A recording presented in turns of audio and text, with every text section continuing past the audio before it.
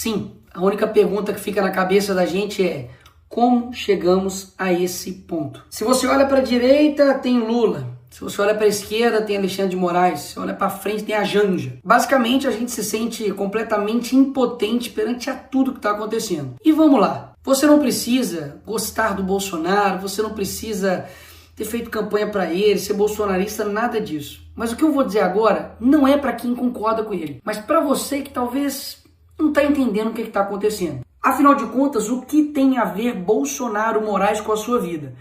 Eu vou te explicar. Basicamente, nós temos hoje um cenário em que um ex-condenado é presidente da República e um ex-presidente da República pode se tornar um condenado. E mesmo que você tenha suas divergências com o Bolsonaro, vai aqui alguns pontos para você pensar. Não precisa concordar não, mas pensa aí. Ele nesse momento está proibido de falar com embaixadores, proibido de usar rede social, sofreu busca e apreensão na sua casa, encontraram aí incríveis $14 mil, usando tornozeleira eletrônica e é obrigado a ficar em casa do 19 às 7 horas da manhã. E está proibido de falar com o próprio filho, Eduardo. Aí vem os meus pontos. Alguém que roubou a INSS, que foram bilhões, está usando tornozeleira eletrônica? Você já viu algum traficante, estuprador, alguém aí que roubou bilhões às estatais, ficando impossibilitado de conversar com o seu próprio filho? Ou seja, o script é o mesmo. E quando você entender que nós não estamos em uma democracia, você vai entender o porquê o que estão fazendo com o Bolsonaro afeta também a sua vida. Porque, afinal de contas, se eles estão fazendo isso com o ex-presidente da República, o cara basicamente mais popular do Brasil, o que eles vão fazer com você? Que é digamos, um mero cidadão. Pastor, um estudante, uma pessoa que tem opiniões na rede social, você que é jornalista, empresário, e aí? O que vai acontecer com você? Vamos colocar mais uma vez aqui os pingos nos is. Bolsonaro, como alguns eu ouvi falar aí da esquerda, não está sendo condenado pelo que ele fez na pandemia. Não. Ele não está sendo condenado por corrupção. Não. Ele literalmente está sendo condenado por uma tentativa de golpe. Ele é a pessoa que está despontando nas pesquisas eleitorais como primeiro lugar contra o Lula. Ou seja, será mesmo que eles estão preocupados com a democracia? Pausa. O Lula que recebe ditador aqui no Brasil, como Nicolás Maduro? Ou será que eles estão preocupados em tirar a oposição para poder vencer as eleições? Hein? O que você acha? Isso literalmente aconteceu na Venezuela e através do STF. Ou seja, a Suprema Corte de lá faz exatamente o que a Suprema Corte daqui está fazendo, especificamente na figura do Alexandre de Moraes. Me parece que no Brasil não tem mais nada mais importante para poder se combater, sei lá, tipo crime organizado. Afinal de contas, Comando Vermelho, PCC e todos os outros que estão aí, estão literalmente destruindo a vida de pessoas, matando, roubando, sequestrando. Mas a preocupação principal da nossa Suprema Corte, nossa Polícia Federal, pelo visto, é uma pessoa que, enfim, tentou dar um golpe lá dos Estados Unidos, em EAD, virtual. Ainda fizeram uma manchete como se $14 mil na casa dele fosse uma coisa, assim, absurda. Ai, bicho, eu sou crente, eu não posso xingar. Mas a vontade que dá de falar, velho, vai pá. Porque nós tivemos agora, na história recente do Brasil, corruptos com malas e malas e malas de dinheiro na casa. E o que aconteceu com esses caras? É isso mesmo, nada. Pessoas que foram condenadas por 400 anos, como o Sérgio Cabral, tá agora sendo influenciador no Rio de Janeiro, gravando um videozinho. Então, peraí, você não precisa gostar do Bolsonaro, não. Mas, pô, falar comigo que o que tá sendo aí possível de condenação dele, 43 anos de cadeia, é algo razoável? Fazer isso daqui com uma pessoa só porque aí tem vários indícios, possibilidades de golpe, que, convenhamos aqui, teve uma arma apreendida. As pessoas que estavam lá, sei lá, a faixa etária era de 50 a mais. É óbvio que é errado, já deixei claro várias vezes aqui, errado quebrar, errado depedrar, as pessoas têm que pagar por isso. Agora, meter 17 anos em um cara que pegou lá a bola do Neymar autografada, 17 anos, galera. Você pode achar que isso é mentira, mas não, pesquisa aí, duvida do Nicolas. A Débora, que com um batom escreveu perdeu o mané. Então essas mesmas pessoas que estão usando a palavra democracia para poder aplicar penas desproporcionais a cidadãos comuns que nunca cometeram um crime antes na vida deles, vão até a casa do Bolsonaro e quer pintar nele um crime de golpe de Estado. Sabe o que é golpe?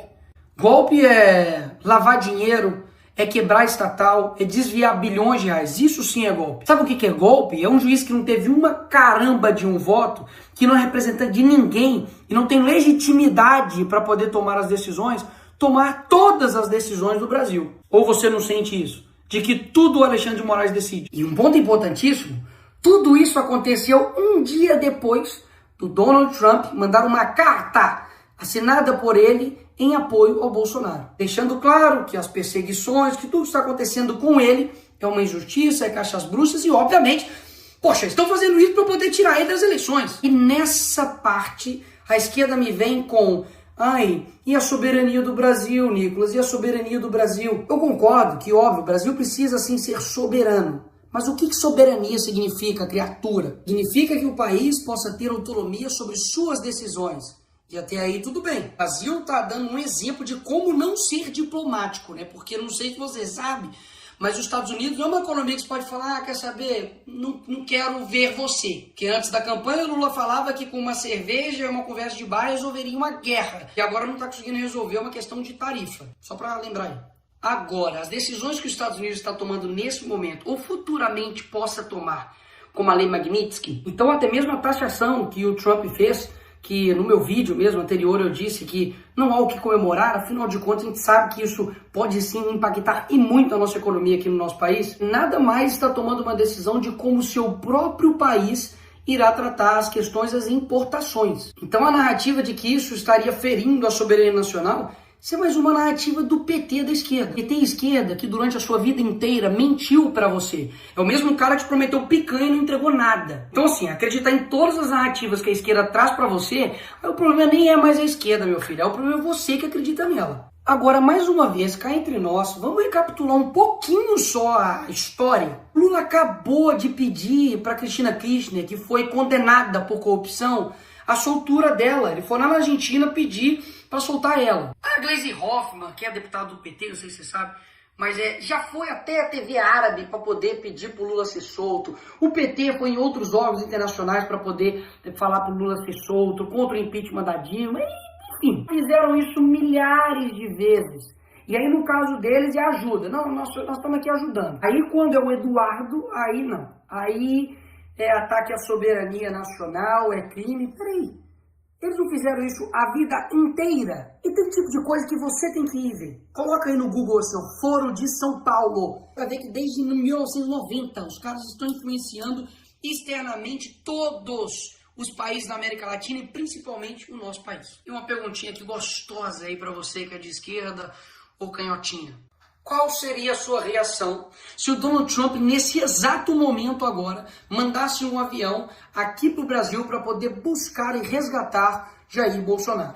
Fala para mim a verdade, qual seria a sua reação? Ataque à soberania, pipipipopopó e não sei o que, não é? Mas foi exatamente isso que o Lula fez com a ex-primeira-dama do Peru, que foi condenada por corrupção. Usou o seu dinheiro de pagador de impostos, usou o avião das Forças Armadas Brasileiras para poder ir lá e resgatar ela. Opa, peraí!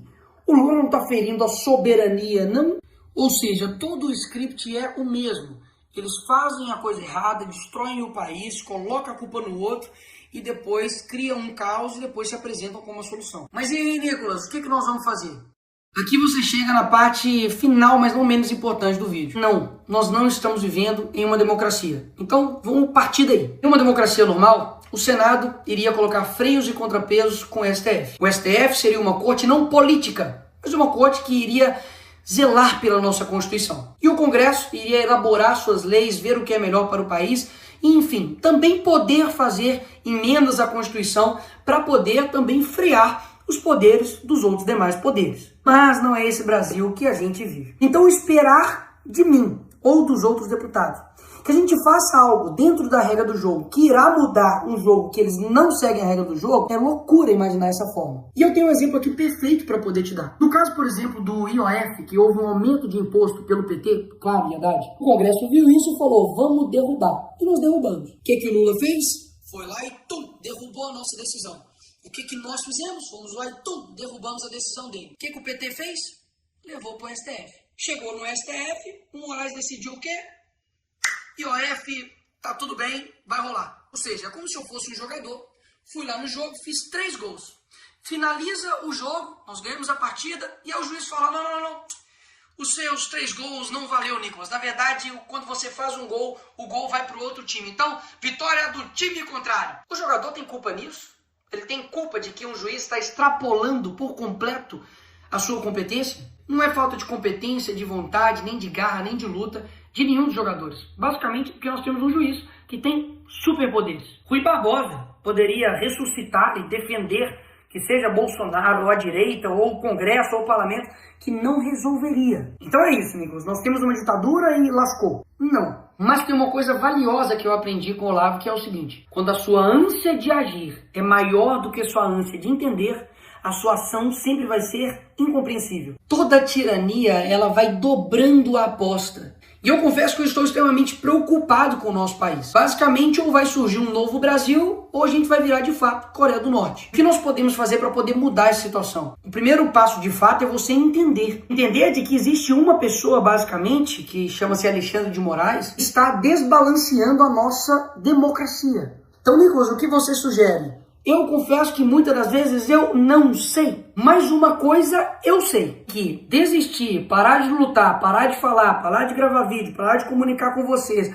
parar de falar a verdade, isso não é o caminho. Então esse é o primeiro passo, de que da mesma forma como eles não desistem, porque você tem a sensação de que tipo, eles não param nunca, um dia isso, um dia aquilo, parece tipo assim, psicopatas no poder. Mas eles não param. E o que geralmente acontece com a gente, que, poxa, somos pessoas que só querem ter um Brasil legal, cara. Só querem ter um Brasil seguro, só querem ter uma economia pungente, só querem ter empresas que funcionem, trabalhadores que sejam respeitados, pessoas que possam viver a sua vida bem, que estejam, trabalhando para o nosso país. Mas existe uma galerinha que não. Eles não querem que isso aconteça. E eu sei que esses caras não vão largar o osso, amigo. De qualquer jeito, eles vão até o fim. Mas a gente também precisa ir até o fim. E por fim, o ponto mais importante. Eu não tenho dúvidas que Deus não está com os olhos fechados para o que está acontecendo no nosso país. Existe nesse momento agora centenas de pessoas que choram, que estão distantes das famílias, que estão sendo perseguidos injustamente aqui no nosso país. E muita gente fica calada, muita gente não se move, usa isso como um jogo político para poder, enfim, lutar pelos seus interesses. Mas eu não tenho dúvidas que podem ter juízes com muito poder, mas eles não têm todo o poder. Então eu te chamo agora não somente para poder tomar ação naquilo que de fato seja necessário. Seja, por exemplo, ir para a rua, seja, por exemplo, compartilhar um vídeo, seja, por exemplo, fazer a política no seu dia a dia, alcançar pessoas que nós não alcançamos, mas principalmente para que você tome uma decisão individual de você, de fato, se tornar uma pessoa mais próxima de Deus, para você ter um caráter mais parecido com Jesus e dessa forma você mudar o seu país. Porque tudo que eles mais odeiam é um país que se aproxima de Deus, de verdade, não somente de fala, mas de verdade. E muitas das vezes, quando a gente vê tudo isso acontecendo, a última coisa que a gente faz é orar. A gente reclama, xinga, enfim, faz vídeo, faz um monte de coisa, mas a última coisa que a gente faz é apresentar isso para quem realmente está no comando de tudo. E eu quero lembrar vocês de que os hebreus ficaram 400 anos escravizados no Egito. Deus levanta Moisés, ele enfrenta Faraó, vem praga, o povo sofre, depois ele abre o Mar Vermelho e finalmente Faraó é derrotado e o povo é liberto. O que eu quero dizer com isso? É que existem coisas que a gente não tem condição de saber o que vai acontecer. Coisas que de fato são improváveis e que não estão no nosso controle. Mas o nosso dever é fazer o certo sem esperar que dá certo. Para melhorar, vai ter que piorar muito ainda. Mas eu quero muito saber como é a gente vencer esse pessoal.